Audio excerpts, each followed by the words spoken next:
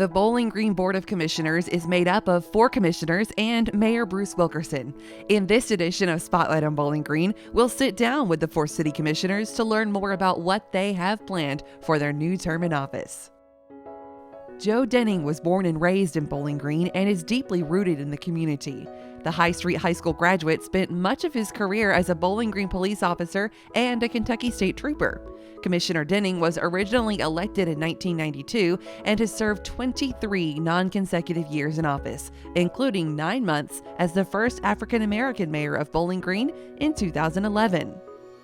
When I became a city commissioner, I had completed 18 years as a Bowling Green Independent School Board member, which is an elected position, and I wanted to do something that was a little different, and I decided to run for Bowling Green City Commissioner. I think those 18 years of being an elected official on a school board prepared me for many of the things that I was going to face as a new city commissioner, and it has. I've been very fortunate to kind of rely on some of those experiences, and I've also been fortunate to have been here for the number of years that I have. But that has to do with a lot of people in the community that has helped me to achieve those years. Bowling Green is my home. I've been here all my life except for about 2 years. You have to remember, when I was growing up as a little boy and being a black boy here in the city of Bowling Green, I didn't have very many opportunities and certainly didn't have any places to go. Everything was based on what was taking place at the high school when I was growing up. So the opportunities for other things in Bowling Green at that time were none. So I have seen our city to where it is now, where I, as a black person, can be elected official in the city of Bowling Green for 40 plus years and elected by the citizens of Bowling Green, not a district race or representing any group. I think the major challenge facing Bowling Green under the form of government that we have is the fact that efforts must continue to try to attract jobs into the city of Bowling Green. It's a must. With our occupational tax structure, we have income come in from that based on the number of jobs that we have. The occupational tax pays a lot of bills for the city of Bowling Green. And if we continue to attract jobs, it's going to make a better place for all of our citizens in Bowling Green to live. Efforts to make Bowling Green a better place for all of us to live will always be a priority of mine. And that is making sure that our employees have everything they need in order to do their job, which in turn provides the citizen services that we have a main mandate to provide. I am proud to live in the city of Bowling Green. I don't want our city to be like anyone else. And if there's going to be growth in the Commonwealth of Kentucky, I want to see it in Bowling Green, positive growth. We've done that. Rick Williams has been a Bowling Green resident for over 50 years and attended Bowling Green Public Schools and Western Kentucky University. He works as the general manager at Forever Communications and has a long history of volunteering in the community. Commissioner Williams was originally elected in November 2012. I initially started to run for the Bowling Green City Commission because I had always been involved in the community, did a lot of things around town. I was very active in the JC organization for many years, and it interested me to see what I could bring to the table to help make Bowling Green a better place. Well, the experience that I bring to the table is, again, the fact that I did work in a lot of nonprofit agencies and civic clubs. I'm involved in the Rotary Club. I'm particularly proud of the fact that I've worked with Friends of the L&N Depot and what we've been able to do there. But as far as my specific experience for the commission, it pretty much hinges on the fact that I've been in business for about 40 years. And you know, running successful businesses, usually with several employees, it you know, gives me a good experience level that I could maybe share with others. The challenges on the horizon for the city of Bowling Green are many, but you know, we have to be concerned with making sure that we manage our growth properly. Thank goodness we do have growth, but it's one of those things where you can't just let it happen on its own. You have to plan for it, make sure that you have the infrastructure in place to take care of the things that the people are going to need, and then that way you're not always putting out fires. It's much easier to plan for things in advance than it is to wait until they happen and then try to straighten them out. The qualities that I love about Bowling Green are specifically its can-do attitude, and I think you know, Bowling Green has shown that over its full existence as a city. Whenever anything needed to be done, the citizens of Bowling Green banded together and got that mission accomplished. And I think we still see that today. If we see something that is needed in our community, that we'll find a way to get it done. I want to see us continue to live within our means, budget-wise, be as fiscally responsible as we can, but to try to do the things that the citizens of Bowling Green have continued to ask us to do. And that's to make sure that we have good parks, good sidewalks, good streets, make this place a great place to live, work, and raise a family.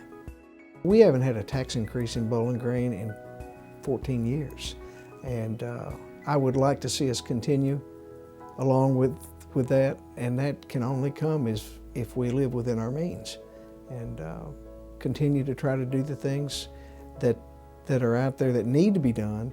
But you know, maybe we can't have all those extra special things until we actually save the money to get it done.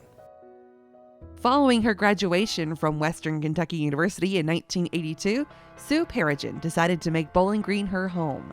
She works as the program manager for career and workforce development at WKU. Commissioner Perigin was elected in November 2014 and is serving her second term in office. Initially, I decided to run for city commission, well, first and foremost because I love Bowling Green, and secondly, I had several citizens that approached me that said, hey, you know, you might want to consider getting into a leadership role at the city level. And I thought about that, and I thought, you know, giving back to the community that's given so much to me just seemed to make sense. And so I had never run for anything before, no public office or you know, any other type of elected position, but it just seemed like the right time and the right thing to do to give back to the community. The experience I bring to the table as I sit here today, approaching a second term, is 2 years as serving as a city commissioner for the city of Bowling Green. Gained a lot of experience over the last couple years, a lot of insight and knowledge, and the role of a leader, of a commissioner in a city the size of Bowling Green. I also am very, very active in the community. I've been an active part of this community for three plus decades, and work a lot with the Chamber of Commerce and different volunteer activities, nonprofits. I also have a degree in organizational leadership and development, so I feel like my education and experience throughout the number of years that almost 40 years that I've lived here have led me to this place. The challenges that I see coming in the near future of Bowling Green is our rapid growth. Managing growth has its own challenges. It's a good problem to have. It's an excellent problem to have. Continuing to create an infrastructure that allows for us to continue this growth is really of utmost importance. Other challenges are bringing new economic opportunities, new jobs, better jobs, higher paying jobs for our citizens to be able to move up with their quality of life, and also allow for our city to be able to grow its revenues and be able to provide more services out to the community. As far as goals for my next term in office, continuing to keep taxes at bay while increasing the quality and the amenities that we can provide to our citizens, expanding our parks, adding body cameras to the police toolbox, continuing to provide funding for new advances in our fire technology and those programs. I love that Bowling Green is an open, welcoming community, that we're progressive. We have big city amenities with that small town feel. I love the people of Bowling Green. I think one of the things that I love the most about Bowling Green and one of our assets is our cultural opportunities, our educational opportunities. The fact that our leadership across education, the chamber, the city, the county, and a lot of other agencies come together as one with the common goal of creating a better opportunity for our citizens here and creating a better community for us to live and work and raise our families. Some of the achievements that I'm particularly proud of over the last year include providing an on-site health clinic to our employees, which has created a substantial amount of savings for our employees and our citizens and allows greater access to health care in a more convenient manner. And I'm particularly proud to have body-worn cameras on every officer every time that they are on duty. When I ran last time, I noted that I thought that would be a very good idea to add that extra protection not only for our citizens but for our police officers.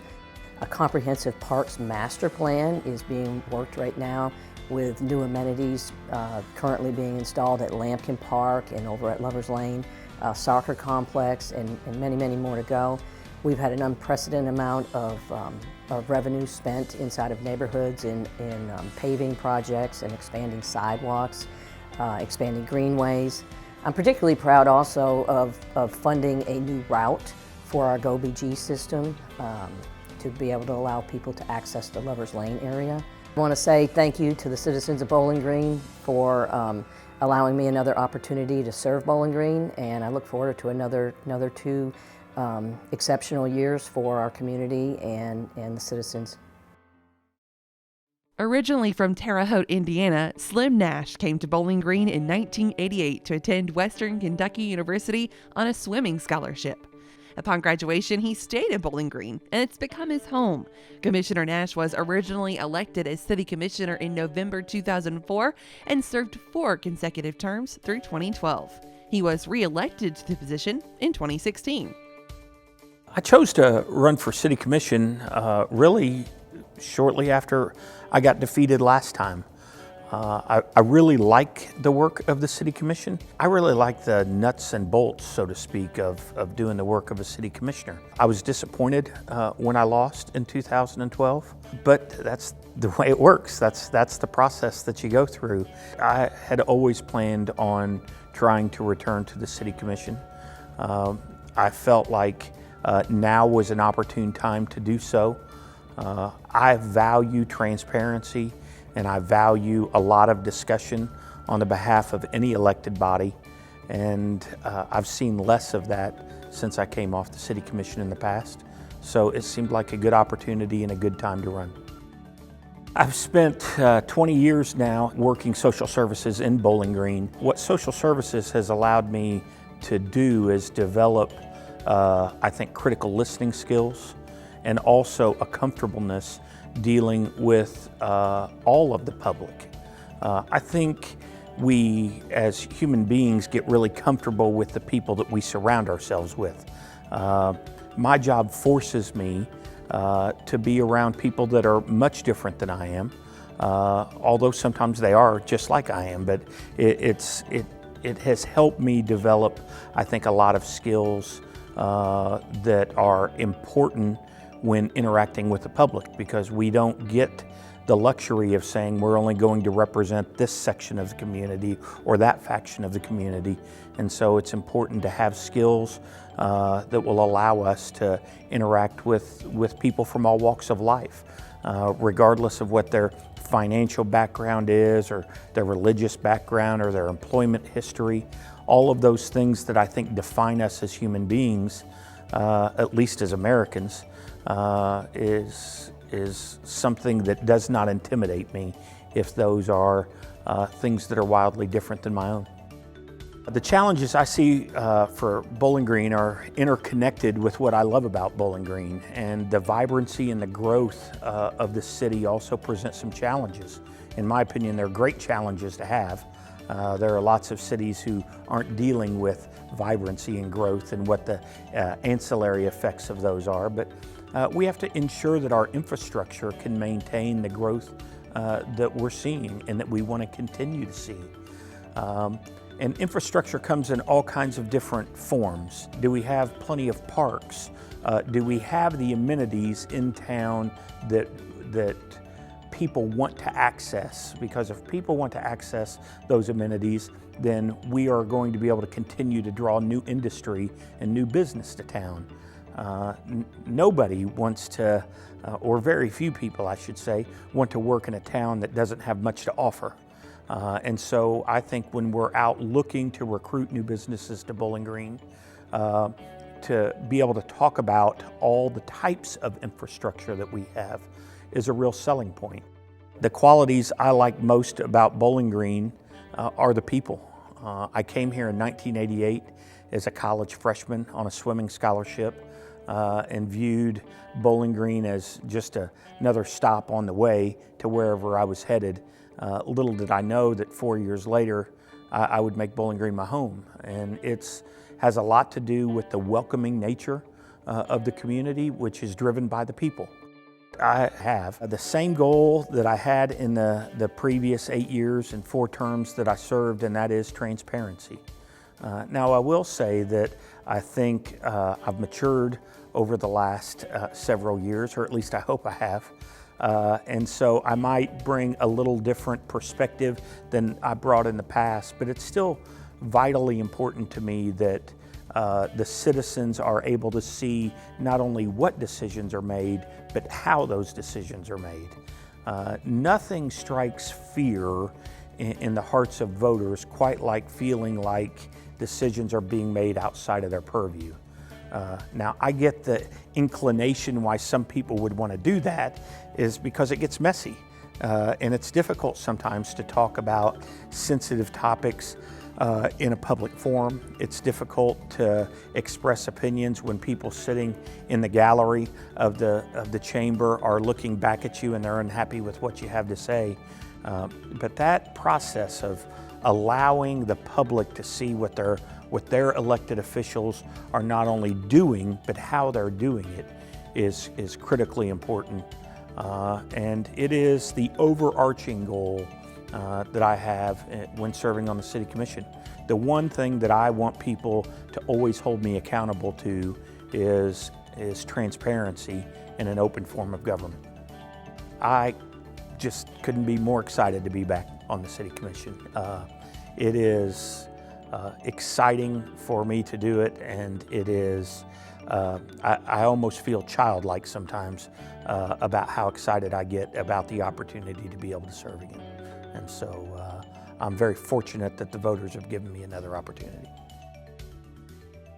If you'd like to learn more about this or any other Spotlight on Bowling Green program, call 270-393-3000.